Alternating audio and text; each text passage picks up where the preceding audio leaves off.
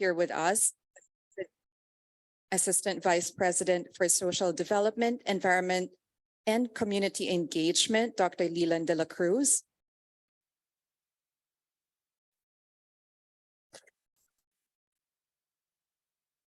And also Dr. Raquel Comentin Olpac, Director of the Masters in Sustainability Management Program. Welcome and good afternoon. Thank you for joining us. So for the organizers, thank you very much to the Ateneo Institute of Sustainability. They are now in its 10th year, the Ateneo de Manila's university hub to advance the sustainability agenda within the campus and beyond. AIS works together with like-minded individuals and organizations on various programs in campus sustainability, climate and disaster resilience, and the Sustainable Development Goals. The John Gokongwei School of Management of Ateneo is in the business of developing people who see themselves looking for gaps in the marketplace. The mission of JGSOM is to shape its students into business leaders who can respond to the needs of tomorrow's world. One avenue for this is through offering graduate courses such as the Masters of Science in Sustainability Management. The Global Reporting Initiative, the GRI, has developed and delivered the global best practice for sustainability reporting, the leading standards on how organizations communicate and demonstrate accountability for their impacts on the environment, economy, and people. The GRI, provider of the GRI standards, still remains as the global common language for sustainability reporting and has been the enabler for transparency and dialogue between companies and their stakeholders. This event this afternoon is also this year's public plenary of the Sustainable Development Solutions Network Philippines, whose secretariat is housed in the Ateneo. The public plenary aims to raise awareness on particular aspects of the 17 SDGs to the general public. Last year's SDSN Philippines public plenary zoomed into the progress of the Philippines in achieving the SDGs as the country stands on a crossroad, being the tail end of the pandemic, ushering a new administration and facing the midpoint of the 2030 global target. It is thus timely that in this year's plenary, the discussion will delve into the trajectory of the industry and the academic moving forward. Synergizing these efforts and leveraging the combined expertise of GRI and the Ateneo, this today is a platform to engage all stakeholders in meaningful dialogue that aims to discuss how the sustainability agenda has become a material determinant of success across industries and organizations, and the ever-evolving role of ASEAN universities in this mission. We hope that this afternoon we get to discuss what sustainability is all about, what it means for the various key players in the ecosystem, its trajectory, particularly on how it cascades to the role of universities in ushering future leaders to paths relating to sustainability. So for our agenda, we will begin with a keynote speech to be delivered by the CEO of the Global Reporting Initiative, Mr. Elko van der Unden, to be followed by a fireside chat with Dr. Maria Asunta Docachut, as we casually refer to her, Kuya King, Professor of the Educational Leadership and Management of the Gokongwei Brothers School of Education and Learning Design. She is also the Executive Director of the Lili Gokongwei Ngochwa Leadership Academy and the ASEAN University Network on Ecological Education and Culture, or the AUNEEC. Afterwards, we will have a panel discussion with invited experts and industry representatives to be moderated by yours truly. This will be a roundtable discussion to be incorporated with a Q&A portion to engage our audience, both on site and also online. And then the closing remarks will be delivered by our head of the GRI ASEAN Regional Hub, Dr. Alinette Sadique. So without further ado, I would like to welcome and begin with his keynote speech, the GRI CEO, Elko van der Unden.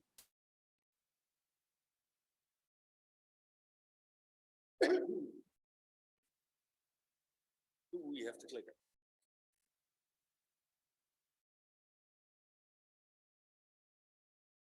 Okay. And then I'll.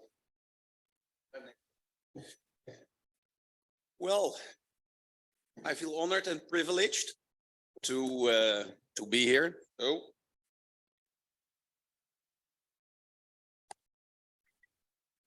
You have not seen my chief of staff yet. I'm honored and privileged to be here. And the next 15 minutes, I will try to explain to all of you the importance of universities engaging in the field of sustainability education on a broad variety of topics that we all need. We all need specialists, and we need a new brand of risk managers, reporters, accountants, auditors, scientists, social science people, and engineers to enable us all to be sure that this, what I call the next industrial revolution, will take shape.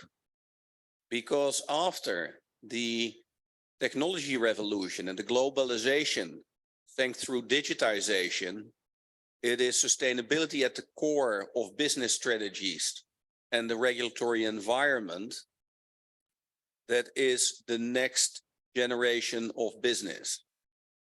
Looking at GRI, a bit of propaganda on how popular we are behind me, I would like to take one element out of it, the 1 million downloads of our standards last year. Why? Because for the first time in our 25-year history, it was that more than 50% was not downloaded in the English language. And why is that important? Because it shows that this is a real global event. Sustainability is not woke. Sustainability is not a left hobby or gimmick. It is at the core of doing business in a modern era. And those businesses that do not live up to new and modern standards will find themselves out of business. Why? Because supply chains are changing. Demands of customers is changing. Wishes where to work and operate of people, of staff is changing. Requirements by regulators are changing. And above all, the push by the investor community where to invest in or not is not changing. It has already changed. It is a pity to see, therefore, that in some jurisdictions, like, for example, the United States, sustainability is being politicized for populist gains. And why am I very strong about that? Because it shouldn't. And that's why you are all needed and why academia is needed. It is all about science, evidence, facts that lead to a better, prosperous, happy planet for all of us. So let's go to the next slide, please. So what is ESG? What are we talking about? Environmental, social, and governance. What does that mean? It basically means the environment where we operate in. And as the CEO of DHL Deutsche Post once said a year and a half ago, you cannot have a profitable company or run a profitable company in a dysfunctional society. We may all look to the E of environment. Why? Because we understand and can quantify and qualify with data environmental topics. If you put in a filter in a factory chimney, you see that you have less expulsion of, for example, carbon and greenhouse gases. You can measure that. And hey, isn't this fun? You can trade carbon rights. So you can monetize it. You can put an amount of dollars on it. And we all understand that. But when it comes to equal important topics in the social field, human rights, child labor, diversity, equal pay, safe workplace, indigenous people, and so forth. Or it comes to governance, anti-money laundering, anti-bribery. It is for some people a bit more difficult to understand, but they all have and they all are equally important in achieving the Sustainable Development Goals and again, making this world a happier, inclusive place for all of us. Let's go to the next slide. You may have heard that this is all a tremendous, difficult, intricate environment that we're working in. The so-called alphabet soup of sustainability standards. Let me demystify this myth, because there is no alphabet soup when it comes to sustainability reporting standards. In Europe, we have the Corporate Sustainability Reporting Directive, which is the legal framework for the 27 EU members, one of the biggest trading blocs in the world, to make mandatory sustainability reporting for companies doing business in Europe. So not only European companies, also foreign companies with that footprint in Europe that have 40 million euros revenue, 20 million balance sheet total, and 250 employees. No, you don't have to meet all three of them to fall under scope of the CSRD. You only have to meet two. If you do, you have from financial year 2024 report mandatory sustainability reports, which are in Europe called the European Sustainability Reporting Standards. Why is that interesting? Because it's not only mandatory for those 55,000 companies in Europe that qualify, and all those non-European companies that qualify, whether they come from the Philippines, Singapore, Malaysia, USA, China, or South Africa, or wherever. You also need mandatory assurance on those reports. Mandatory first limited assurance, and that's from 2028. Reasonable assurance. We already see here a business case for academia, for accountants, for financial managers, for business managers, all around the globe, for supply chain managers, because these European rules will impact you. Then we have the others. We have there the ISSB. Let's call it the second leg of the IFRS foundation, besides the International Accounting Standards Board, taking care of the financial part, and I will go in a bit more details in a couple of seconds. And they have absorbed the Sustainability Accounting Standards Board, the US standard setter, for financial topics that are related to sustainability. And then you have the Securities and Exchange Committee in the US, and they always do everything themselves.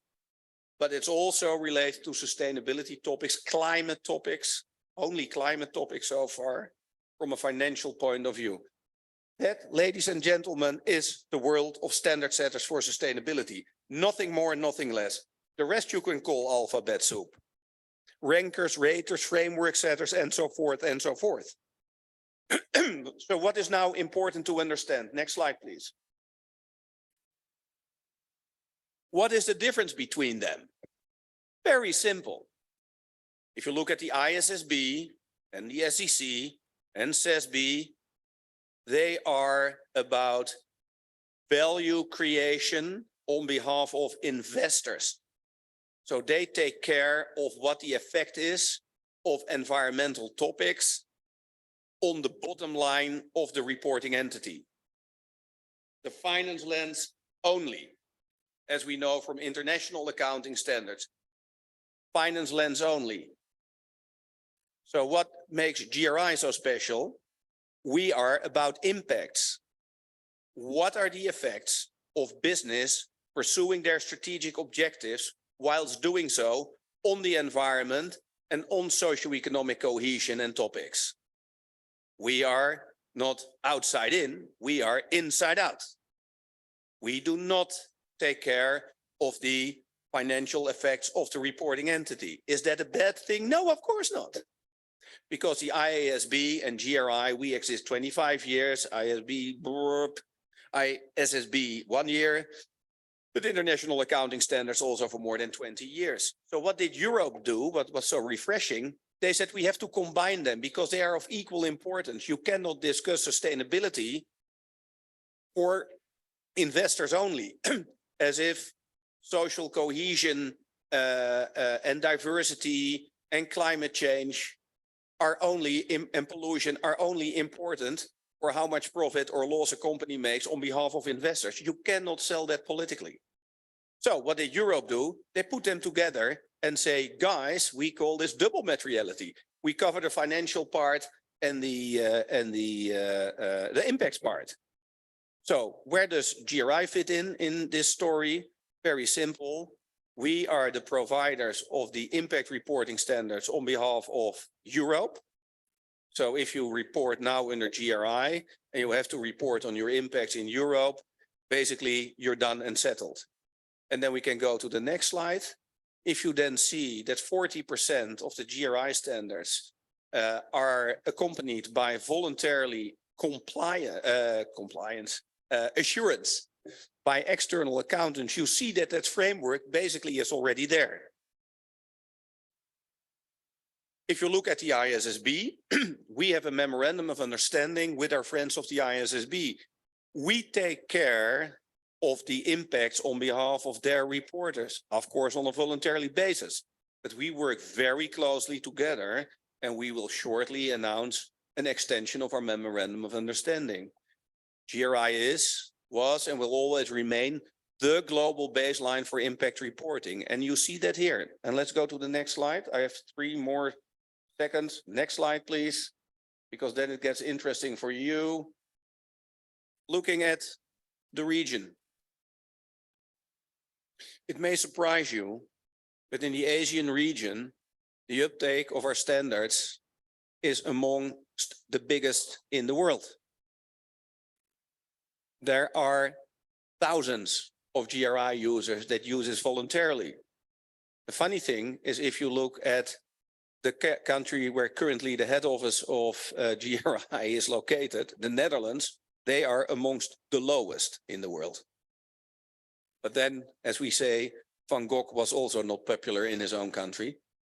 And it didn't end well with him. It will end well with us, because we may move our head office to Brussels, by the way, and we will be expanding greatly in this beautiful region. And why? Because we are a global to global organization. And why is it important?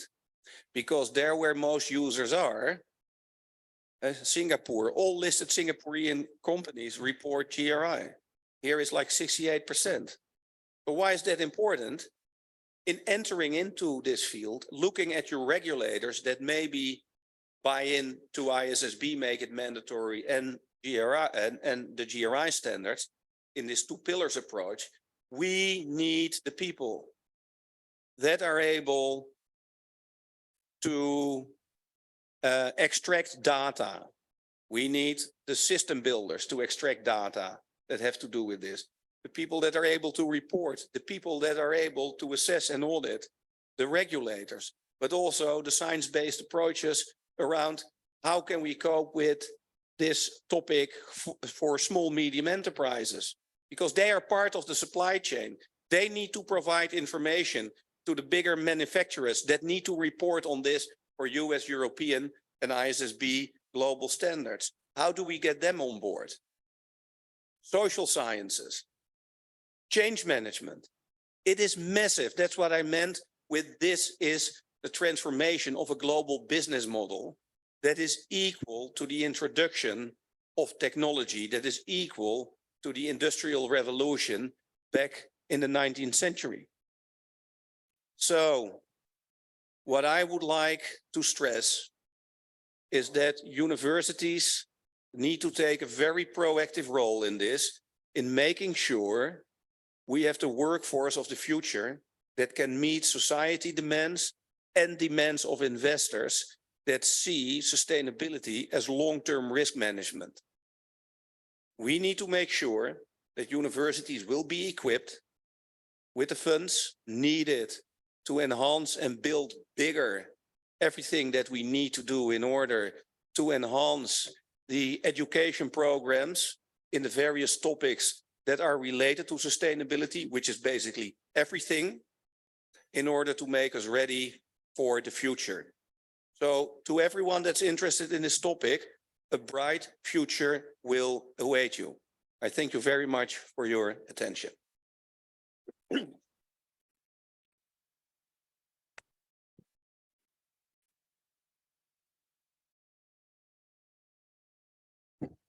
Thank you very much, Elko. And so with that very compressed speech, we hope that you were able to somehow have a good introduction on how we are trying to demystify what ESG and sustainability is all about, who are the key players, and what are the roles of the GRI, the ISSB, and also further into the next session that we will be having of the program, we will explore more on the role of the universities when it comes to all of these developments.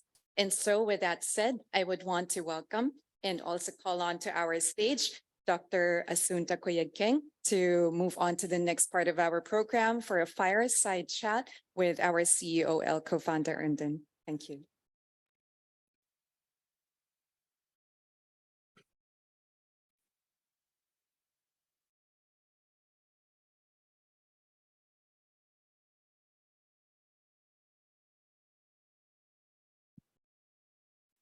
Hello. Okay. Thank you very much. Thank you, Danielle.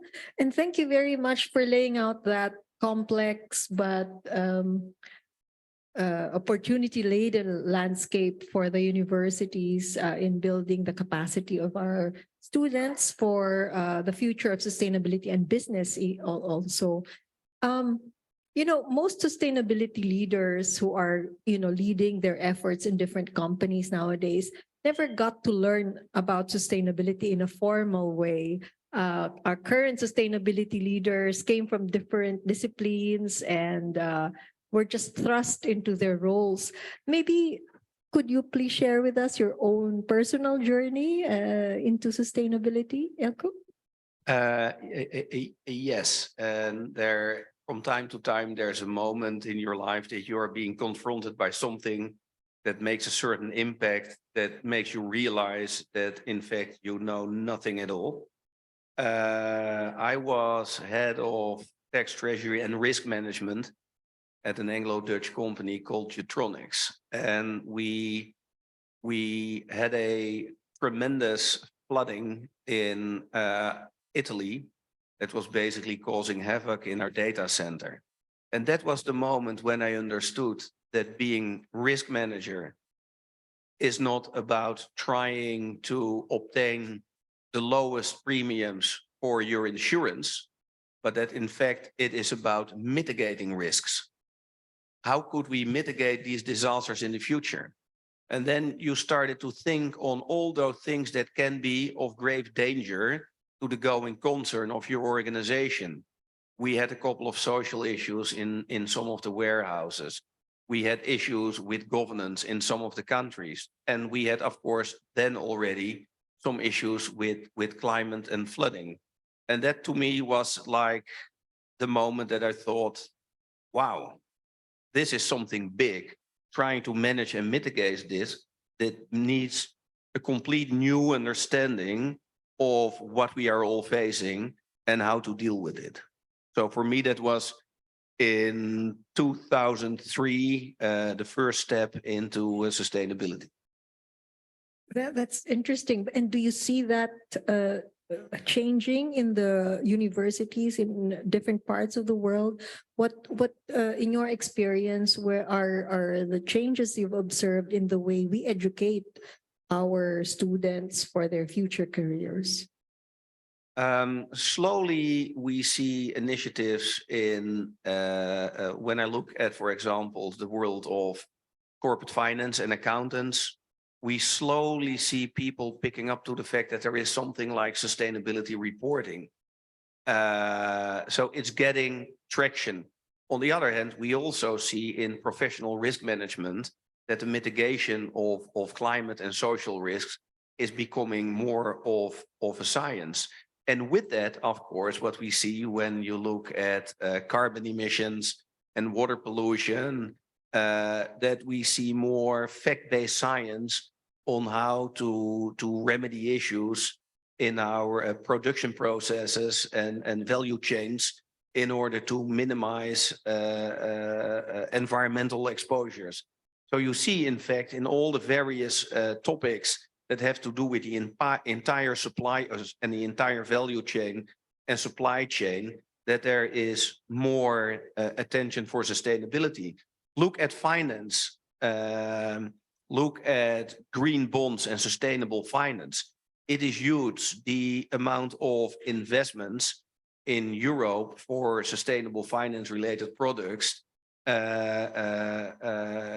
was like for 500, increased 500% in the last 3 years.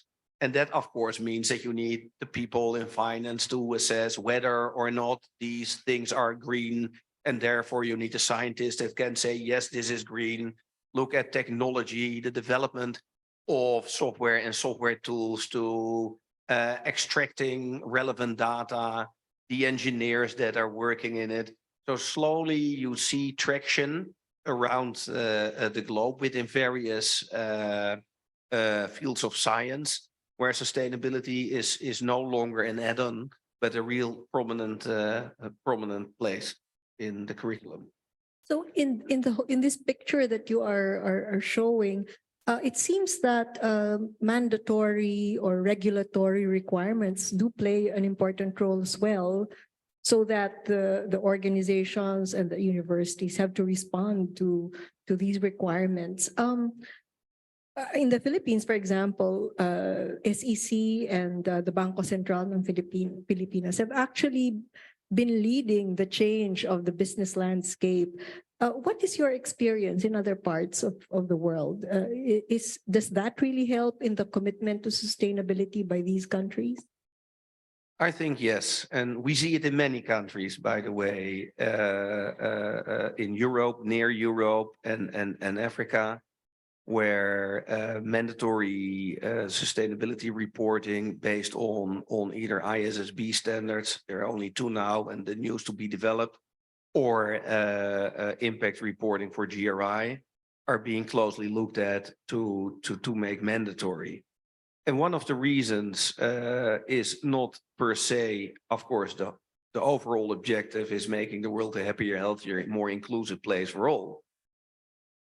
But the other, perhaps less prosaic reasons are investors that want to see more comparable data, accounting profession that say auditing is comparing to a standard.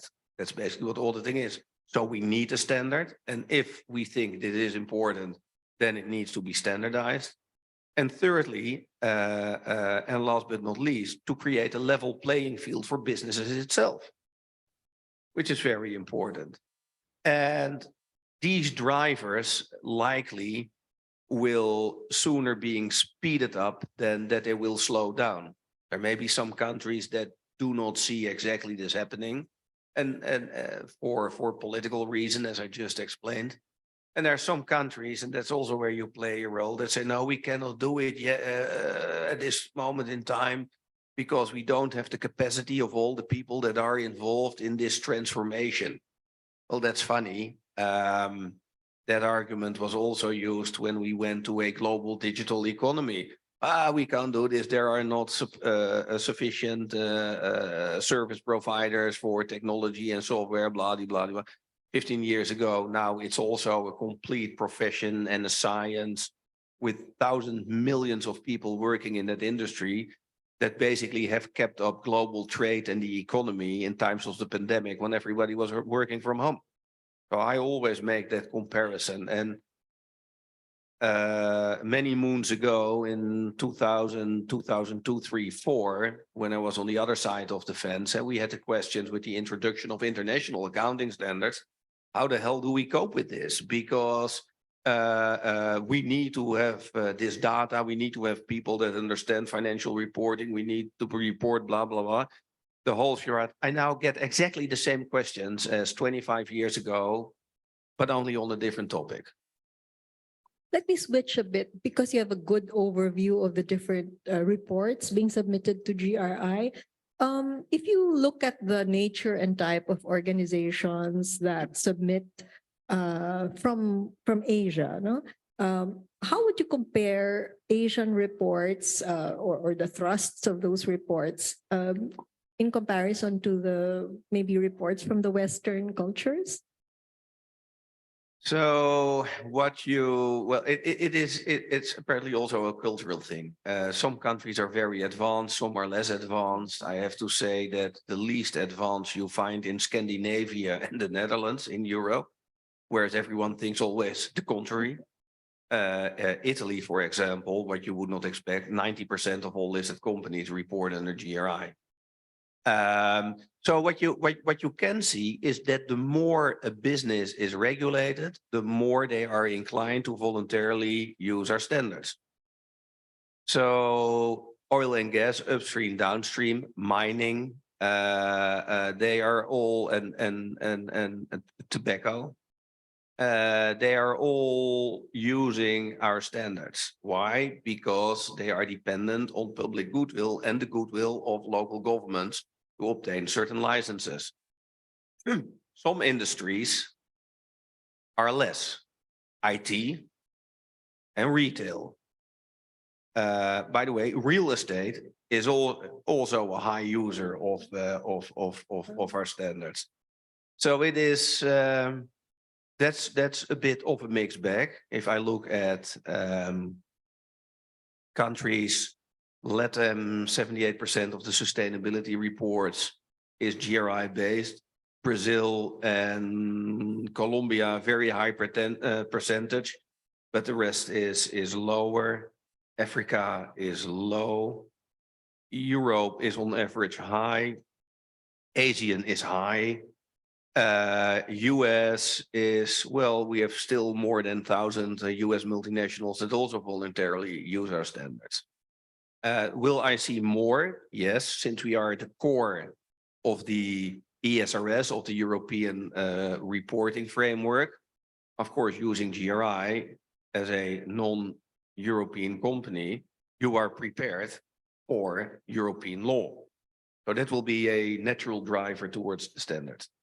Yeah, but it's interesting that you say that Asian reporting is high, which really means that there is a future for our students entering the world of sustainability. So since we're coming to a close, maybe you have any last words of advice to our students who are listening in, if they're interested to enter this career related to sustainability? Would you have to any advice to them?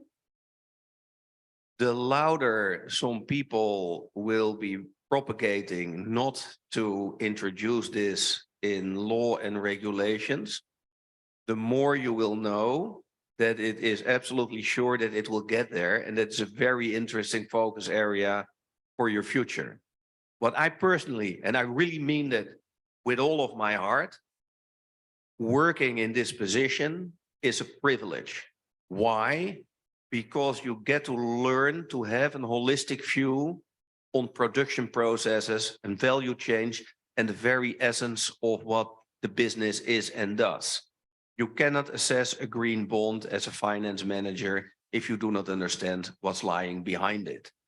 You cannot, if you are an engineer in water pollution, not take notice of what's required in reporting, because you need to be sure that you support finance or corporate reporting to get access to the data points that do matter. As HR, you cannot ignore this because you need new profiles. And by the way, you need to retain a popular employer, and younger people think this is important. As an accountant, you have to understand what sustainability is and sustainability reporting, because how can you manage and mitigate risks if you do not know what the core essence of your strategy is and how you operate as an organization, which all must be reported. Procurement. How do your suppliers work?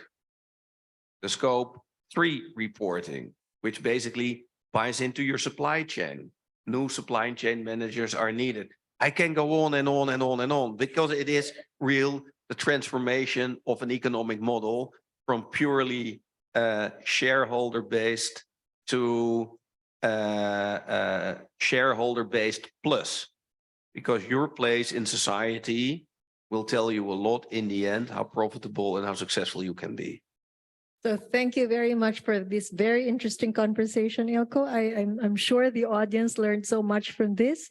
And so thank you again, and we turn you over to Daniel for the next part. Thank you very much, Dr. Chut, and also Elko, for providing us an overview of what the ecosystem of sustainability currently looks like and what we are looking at in the future. So as explained, a lot of developments are happening and a lot of key players are also pitching in when it comes to the field and practice of sustainability. And the role of universities, as we see in the conversation, is really to be able to bridge that gap. Upskilling, developing new programs, and also being able to address what the current needs of the different businesses and organizations are when it comes to the practice of sustainability. And so we will delve deeper into these topics in this conversation. So the next part of the program, we have invited some key representatives for a panel discussion, and we will explore more on what are the synergistic opportunities when it comes to the various organizations that are involved in the ecosystem of sustainability, and also what are those practices that need upskilling and what are those issues that need to be addressed. So joining us for a panel discussion, we have representatives from the corporate or private sector. We have our first panelist is Ms. Agnes De Jesus. She is the Chief Sustainability Officer of First Philippine Holdings. We also have Dr. Gamilang Aryo Sahadewo. He is the committee member of the ASEAN University Network for Business and Economics. And we also have Ms. Raylani Loyola, Business Development and Membership Manager of Business for Sustainable Development, or the BSD. So to our panelists, thank you for joining us this afternoon. Good afternoon. Good afternoon. Thank you. Good afternoon. Okay, so to maximize our time, I will jump right into this would be a roundtable format for our panel discussion. And then later on, we will be welcoming questions from the audience, both those who are here and also those online. I understand we have a lot of students, faculty members, and representatives from different universities in the Philippines, in the ASEAN region, and also beyond. So we will get into that later on. So let's jump into the experiences of our representatives for this panel. We will start with Ma'am Agnes, to be followed by our representative from the AUN, Dr. Gilang, and then Ms. Ray from the BSD. Maybe we could provide a short description of your function in the organization, and maybe I could also already throw in, what does sustainability mean for your organizations? Ms. Agnes? Yeah, I'm the Chief Sustainability Officer of the First Philippine Holdings. We are into power, manufacturing, construction, and real estate. And sustainability, in the case of business, it's really a management approach by which the business is guided on how to create long-term value to people, planet, and business. And why do we say that we have to create value for the three? Because for us, for business to thrive, we need to look into the bigger systems where we're nested in. We need to protect the planet. We need to protect the environment. And if there is stability and a healthy planet and society, then business can flourish and we can operate for the long term. Thank you very much, Ma'am Agnes. Dr. Gilang? Thank you, Daniel. Hi, everyone. I'm representing the Executive Director of the ASEAN University Network for Business and Economics. So the AUNBE was established back in 1999 to facilitate collaboration among ASEAN universities to strengthen education, research, and industrial relevance in business and economics. So the AUNBE is currently being hosted by the Faculty of Economics and Business at Universitas Gadjah Mada in Yogyakarta, Indonesia. So sustainability is an important topic for AUNBE members. Although it's quite a new topic, but we've had a good start to the initiatives. So first of all, we're currently starting a collaboration with the GRI to increase the capacity of our member universities and their faculty members to incorporate sustainability reporting into their curriculum, courses, and research. We also have initiatives started by school members. So for example, at the Faculty of Economics and Business, we collaborate with the University of Agder, Norway, to establish an ASEAN Master in Sustainability Management, which is currently running the second batch. So the ASEAN Master in Sustainability Management invites students from the ASEAN countries, and so they can learn about the issues of sustainability in several topics, and then they can contribute back in the areas of sustainable development once they're back into their respective countries. We're also trying to promote the topics of sustainability into our university network events. So for example, in one of our Global Summer Week, which is going to be held in July 2023, we're going to offer a topic of ethics as well as sustainability. So there are opportunities that we can offer, to the global society as well as the ASEAN society in terms of, being at the front of research on the topics of sustainability. Thank you very much, Dr. Gilang. And Ms. Ray? Good afternoon, everyone. So thank you again for this opportunity. I am Rayla Di Loyola. I am from Business for Sustainable Development. So it is a nonprofit organization that guides businesses in the Philippines on their sustainability journey. More of that, we provide a platform for business community for a shared knowledge and of course to advocate sustainability related programs and projects. So basically sustainability for our organization is to preserve and conserve the businesses in the Philippines to have a better future with a better impact towards their social, the environment, and of course the governance. Thank you. Thank you very much, Ms. Ray. And thank you to our panelists for that introduction. And so as we see here, we are going to come from different perspectives. And now we will look into what are the practices and what are those challenges that these organizations are trying to address in terms of sustainability management. So may I go back to Ma'am Agnes? So First Philippine Holdings is a pioneer when it comes to early adoption and appreciation on the role of sustainability in operations and corporate structure. FPH issued a conglomerate-wide sustainability report in 2016, then an integrated report in 2019. FPH subsidiary Energy Development Corporation issued a sustainability report back in 2010. And this was even before the SEC sustainability reporting guidelines were released. Can you share with us that experience? I think in terms of leadership, I had no problem because our chairman is really pushing sustainability, even climate change up to now. However, I think the challenge is at the time is the readiness of our employees, of our partners and customers. And therefore, what we did was, well, there were three things. First, our chairman and CEO in every opportunity discusses sustainability and climate action then and now, inside and outside. Second, we had formal orientations from local universities, and sometimes we bring in international experts like Andrew Winston from Harvard on the business case of sustainability, Rebecca Henderson on stakeholder capitalism. But I think more importantly, we had an embedding program. We tried to gamify sustainability so that, for example, programs like net zero or zero impact, less impact, including WeSpire, where we convert all of the initiatives of employees into dollars or pesos, so that they will know the impact of what they're doing. And for those that are not really into sustainability at the very start, although our chairman is into it, we try to explain sustainability in the language of business. Like, for example, we tell them, the executives, that if we're efficient in our materials, you save money. If we have responsible products, you increase money. If we have less complaints, pollution complaints or social restiveness, we have stable cash flow.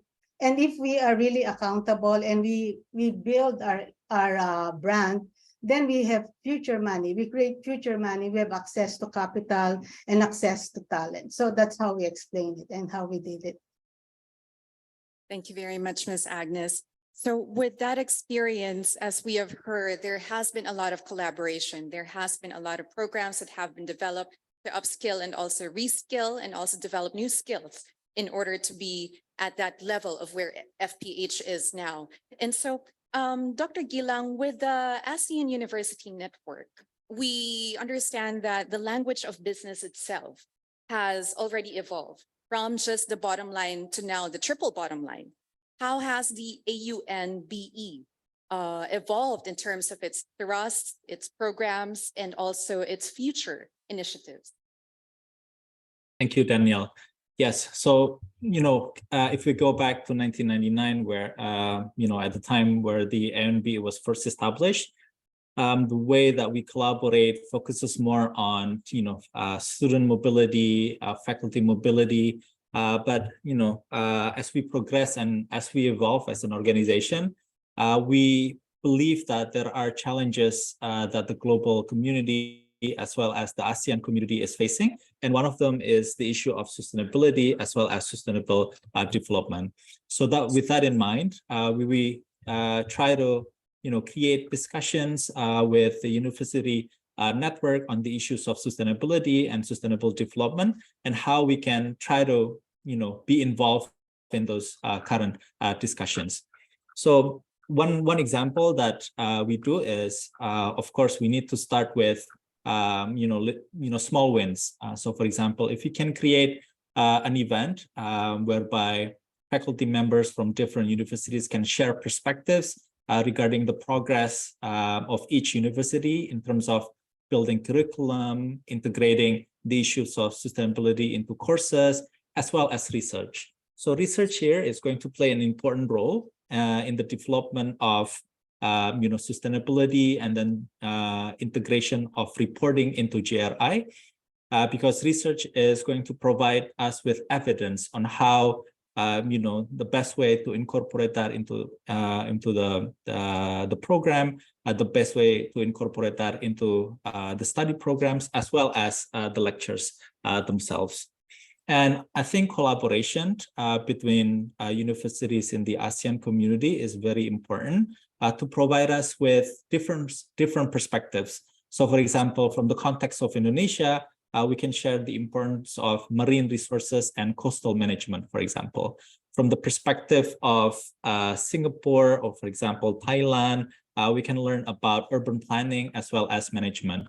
From the perspective of Vietnam, we can learn about food security and sustainable agriculture. So having these different perspectives is quite important for us to build a sustainable mindset within the university from the bottom up. Thank you very much, Dr. Gilang. So you mentioned a lot about collaboration, and you also mentioned about the importance of research in being able to really know what are the types of programs to develop, who are the stakeholders that we have to target, and what are those topics that we really have to do more studies on. And so, Ms. Ray, the role of BSD in leading the SDSN knowledge generating institutions, advancing the SDGs in the organization, this provides for a lot of research opportunities. And so with all these research initiatives of the SDSN and also being collaborated on and participated on by the BSD, who are the target audience? Would this be contributions to the academic sector? Would these also be contributions into the corporate sector? Who are the different stakeholders that the BSD is targeting when it comes to these collaborations? Thank you for the question. The target audience for this research collaboration with SDSN is actually the academe. The academe in collaboration also with the corporate, because the corporate has already the proven sustainability practice, wherein the academe could adapt that and can actually make that as their foundation, so that whenever these practices are applied to in the future for the youth, it could be actually be beneficial that in advance that shared knowledge was already embedded to the professionals who are entering the workforce. So it's a collaboration of both. Thank you very much, Ms. Ray. So all of these collaborations, we see that the outputs are, when it comes to, there are also outputs that somehow explain to us what are the new skills that have to be developed, what are the new themes and topics in sustainability, and what are those practices that contribute to sustainable development and sustainability management as a whole. I'll go back to Ms. Agnes. So with all these research developments and publications, these are, of course, source of information for the trends and developments happening in the sustainability space. Did FPH experience a restructuring? And what are those skills that were being demanded or expected in terms of this restructuring, if ever it happened, or the new roles that would contribute to the sustainability initiatives of FPH?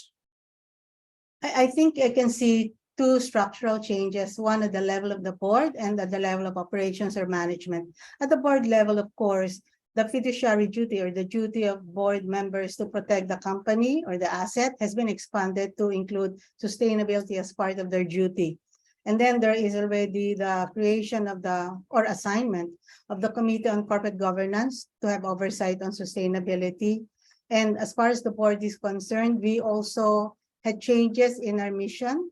Now it's sustainability centric to forge collaborative pathways to a decarbonized and regenerative future. As far as management is concerned, of course, a corporate sustainability group was created and a CSO was assigned. And then a technical working group or steering committee was assigned by every president of every subsidiary to coordinate with us so that we can teach them on sustainability and monitor their performance.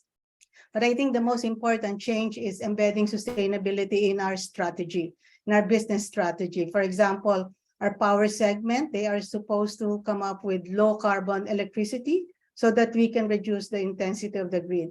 Real estate has to create livable and climate resilient communities.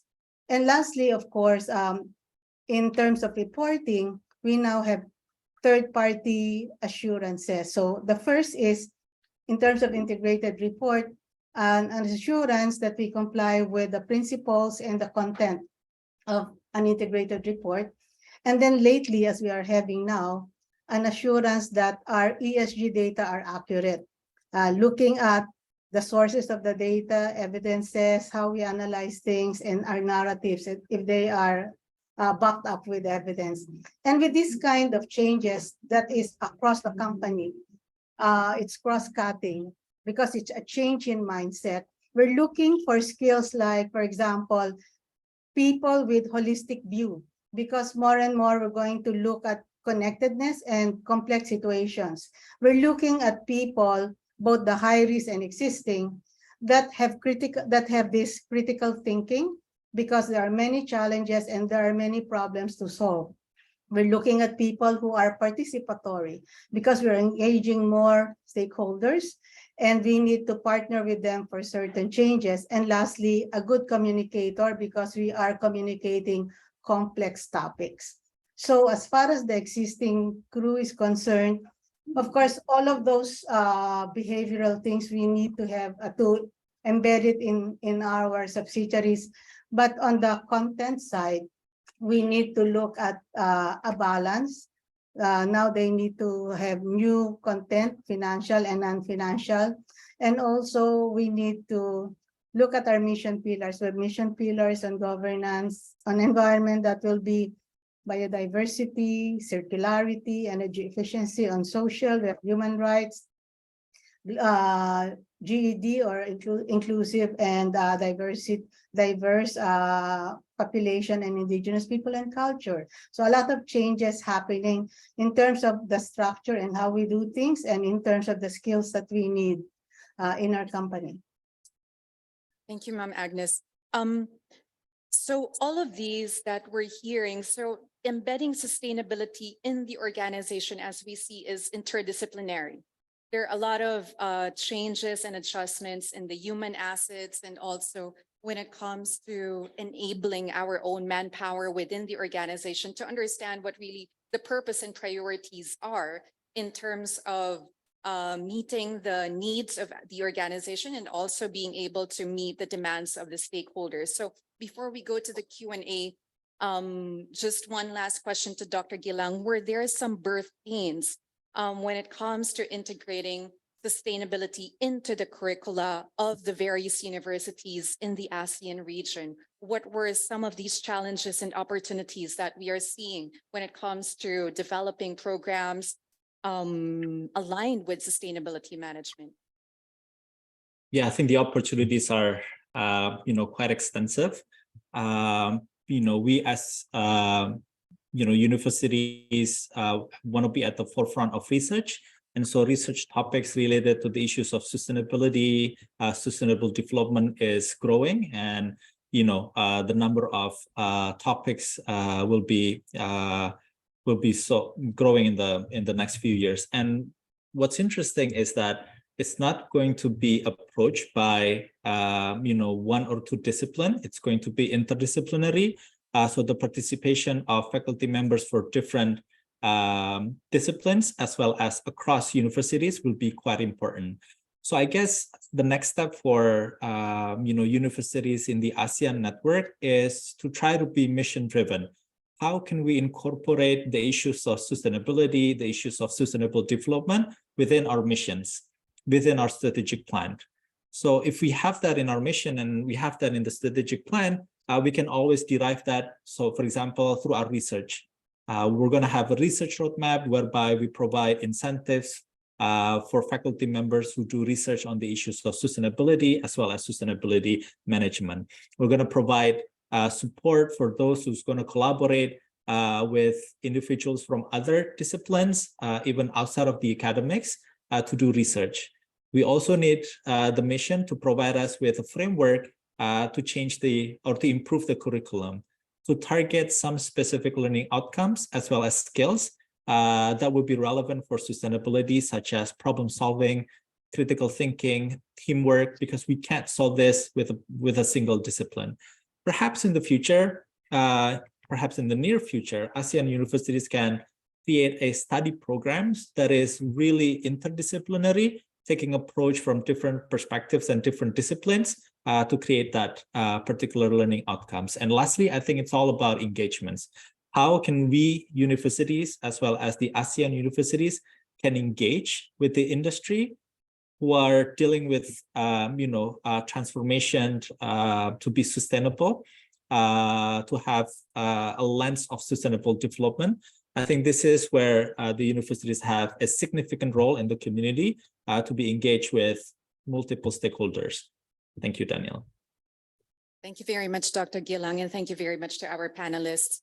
We will now move on to accommodating some questions from our audience who are present here today, and also some questions that we are getting from our online participants. For those who would want to ask questions, I think we have 2 microphones from both sides of the venue.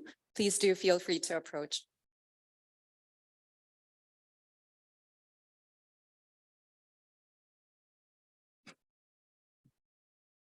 Good afternoon. My name is Jesper Svenningsen. I'm the Executive Director of the Nordic Chamber of Commerce. We represent companies from Denmark, Finland, Norway, and Sweden. Those 4 countries are the top 4 in the world in terms of sustainability, global rank. We are all raised with the bottle almost on sustainability. Right? It's part of primary school. It was part of primary school all the way back 35 years ago when I was in primary school. I don't really see it. And my question to the panel is, in the Nordics, you cannot hire a talent if you do not have a sustainability profile. Here, we hear from our business leader that it is not among the 10 asked questions. The 10 first asked questions by talent here has nothing to do with sustainability. How do we turn that around so that will be a top 5 question in 2 years or 5 years from now? Thank you. Thank you for the question. Would you want to identify who from the panelists you would want your question to be addressed? Maybe we can start with Ms. Agnes to be followed by Dr. Yeah. Gilang and Ms. Ray. Yeah. Consciousness about sustainability, yes, that's a problem. As far as our company is concerned, because our mission is to forge collaborative pathways, we realized that we're gonna do it alone. So in our case, we have a program where we have networking as part of our task. So we have yearly engagements with academe, engagement with civil society, engagement with almost all sectors.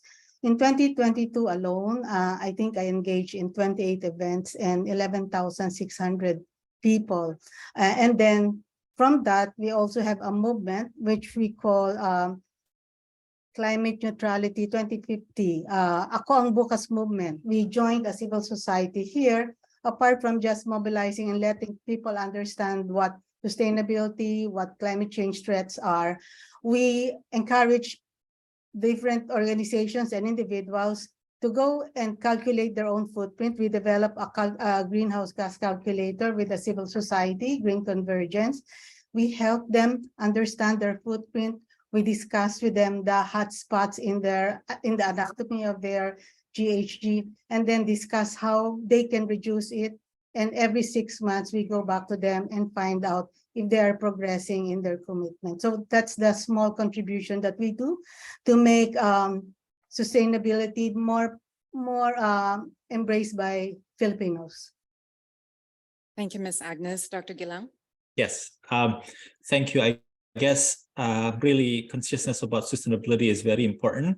So I had a conversation with a colleague from Germany. He mentioned that the issue of sustainability has changed his lifestyle from the way he chooses his shampoo to the way that he showers, to the way that he chose public transportation, to the way that he invests. It changes his lifestyle, and I think we want to at some point in the ASEAN communities be able to change the lifestyle of our communities such that we can promote sustainability.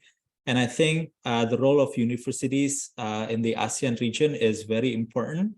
In the context of Indonesia, for example, universities are very much important. It's an important part of the nexus that is heard by the government.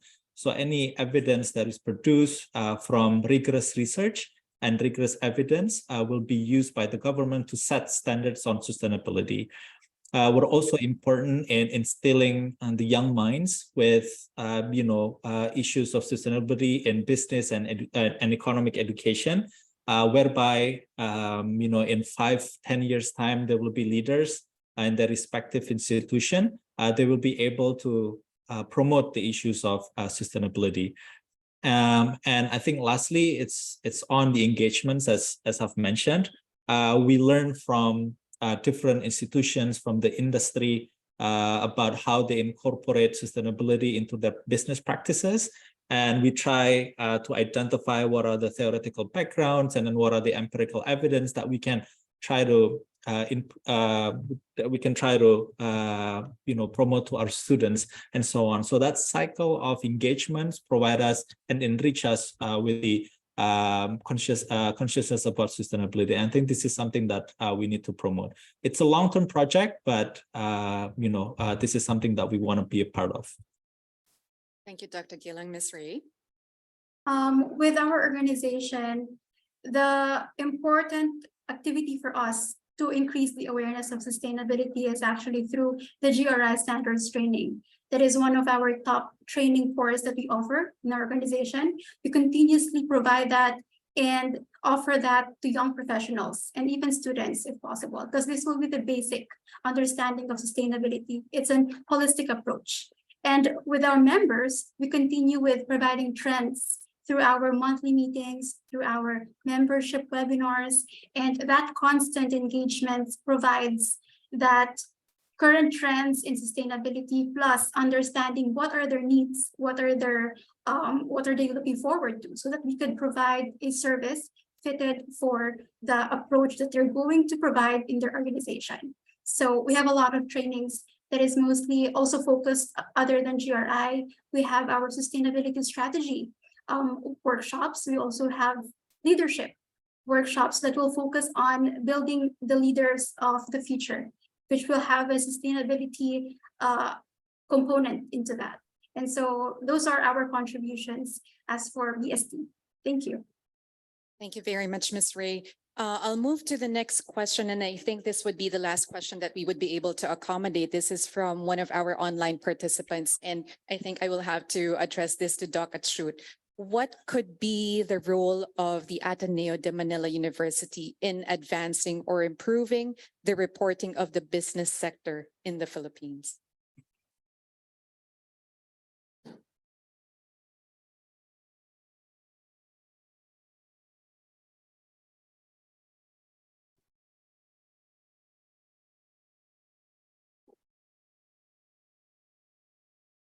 Maybe I should speak also in behalf of the other universities and not just Ateneo, because I think, well, I wanted to address the question. I think that's a very important question.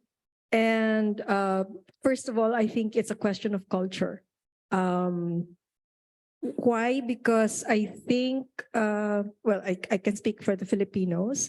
We have a short-term culture, especially in terms of business. At least maybe not the bigger ones, no, the big conglomerates. But if you look at many of our SMEs, for example, they think relatively short term, and so I don't think we are at that point that most companies are looking at the triple bottom line. And that's why I think the movement of BSP and SEC are really helping us move into that landscape. Having said that, this is a wicked problem. And so while there are mandatory requirements and the culture of business has to change, the universities have a big role in preparing the future workforce, because especially the younger people, they're looking for meaningful jobs as well. I think they're more aware of the problems because this is their future. And so what I have seen is that in many occasions, it's the younger people who are educating the older generations in companies regarding the direction for sustainability. One of my former students, a recent graduate of our MS in Sustainability Management, was just telling me how she had to teach her seniors about sustainability because they were not very well versed in it, no? And I think that's the experience of some of our graduates.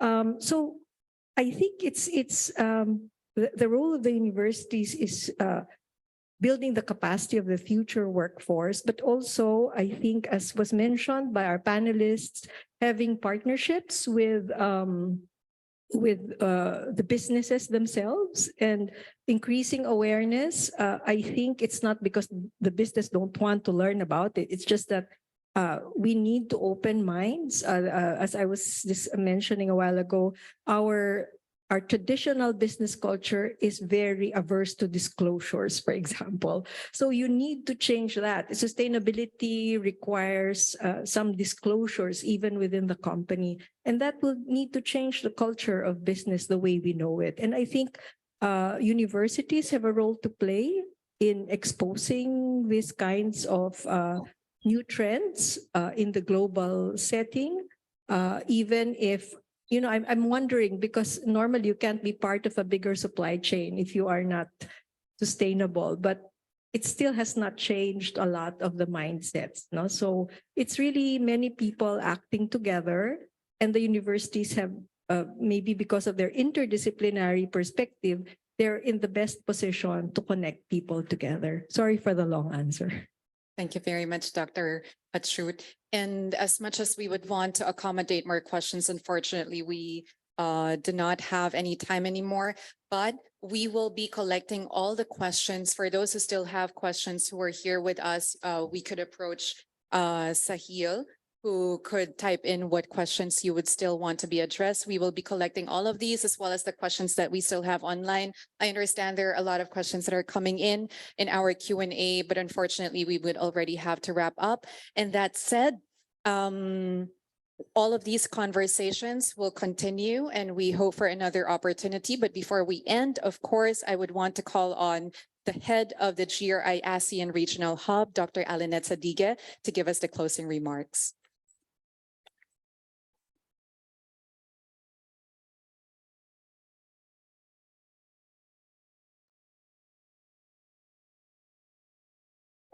Maybe I need this block of wood. You can see me clearly, right? Yeah. Okay. Thank you.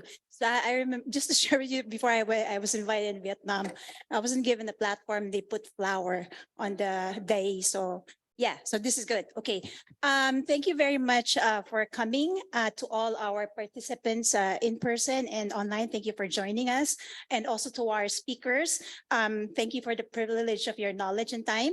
I really like having this panel discussion because every time I attend one, I feel smarter than I was yesterday. So thank you very much.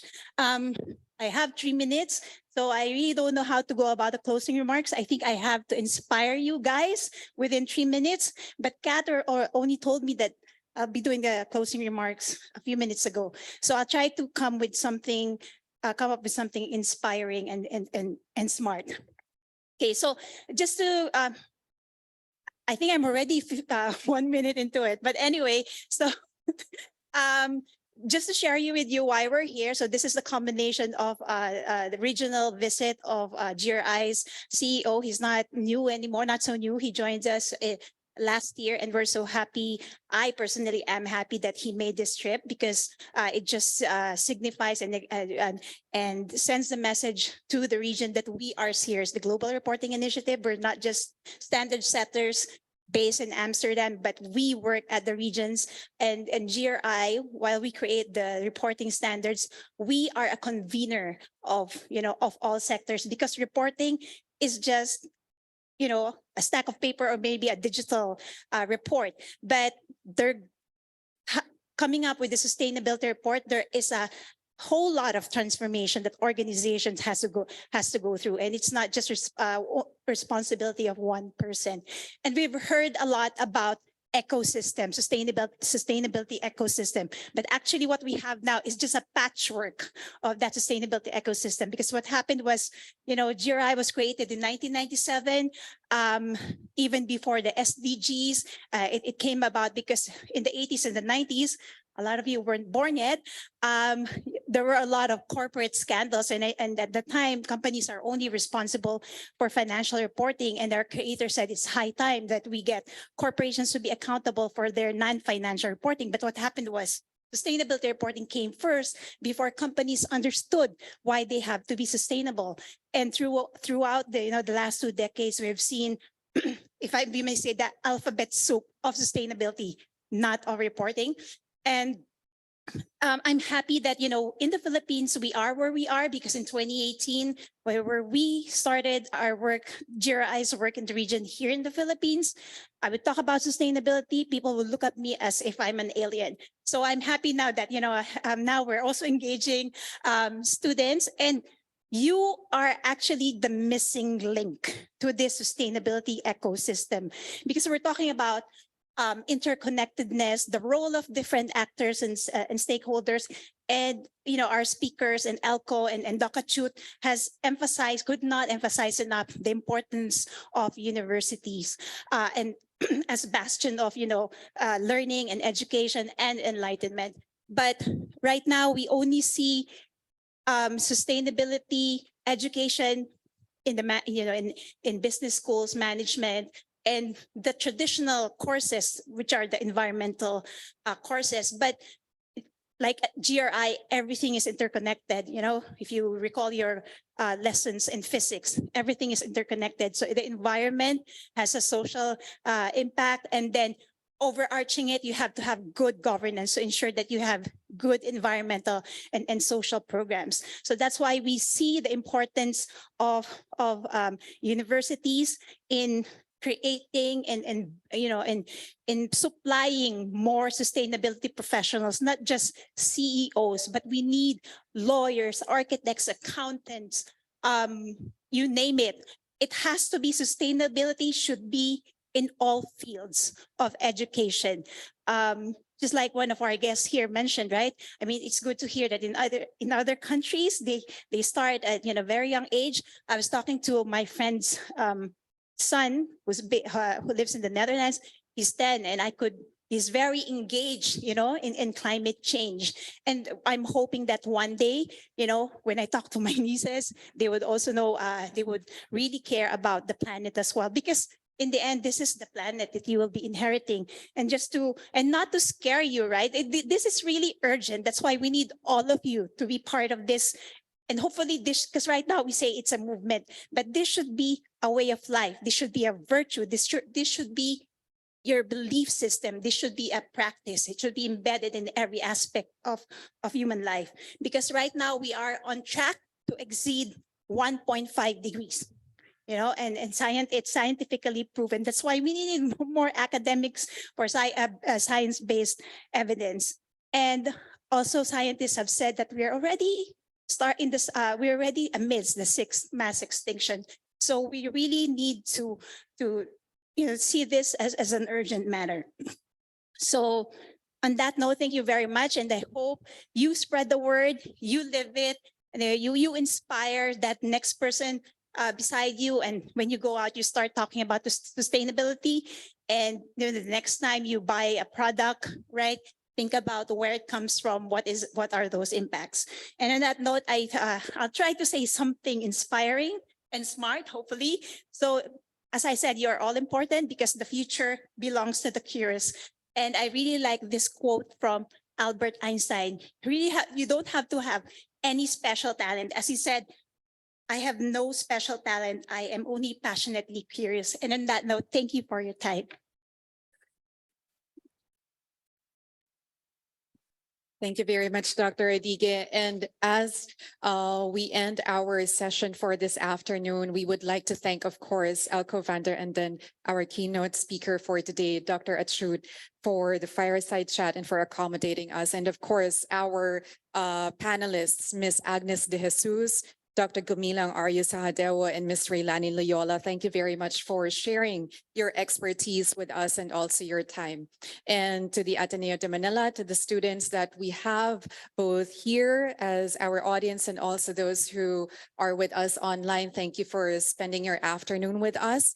And on that note, I would also like to give some last words. This would be for our college and high school students, as well as our other sustainability enthusiasts. SDSN would like to invite you to their online event next month. For the first time, the national SDSN networks of the Philippines, Hong Kong, and Thailand are jointly organizing a webinar entitled Incubating Sustainable Solutions. This will be happening on April 19, Wednesday. The webinar is an avenue for university and secondary school students inclined in sustainability to hear about the journey of 3 sustainability champions from different networks about their innovations for sustainable development. I think we have that on screen. For registration, you could refer to the Zoom registration that in the link that is provided on screen. And also on the next slide, I think we have the QR code for the evaluation of our public plenary for this afternoon. All those who participated with us this afternoon will be receiving a certificate of participation. And to our on-site and online attendees, SDSN Philippines will be issuing an e-certificate of participation to those who will complete the evaluation form for this event. Kindly scan the QR code or go to the link as provided on screen to answer the online evaluation. The e-certificate will be sent to your emails by next week. So again, thank you very much for your participation attending this public plenary. And we hope this is not the last of the conversation that we will be having. We still look forward to more conversations and more events, and all of these jointly being attended and participated on by the GRI, by the Ateneo, and by all other organizations and institutions that we have for this afternoon. And so with that, thank you very much and enjoy the rest of the day. Thank you. Thank you all. Thank you. Bye, Bye. everyone. May we request our speakers to come forward? Oh, okay. So we'll just stay there and then we will have a group photo together with our audience.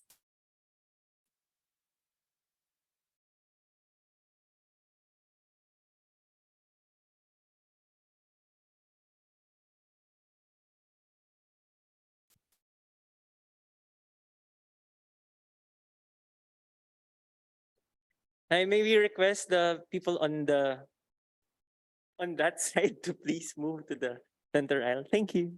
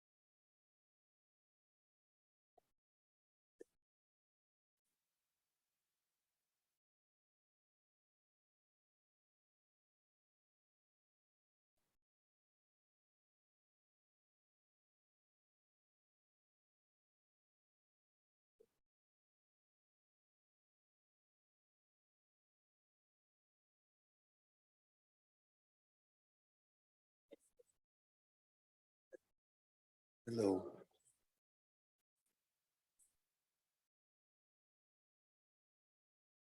Hello.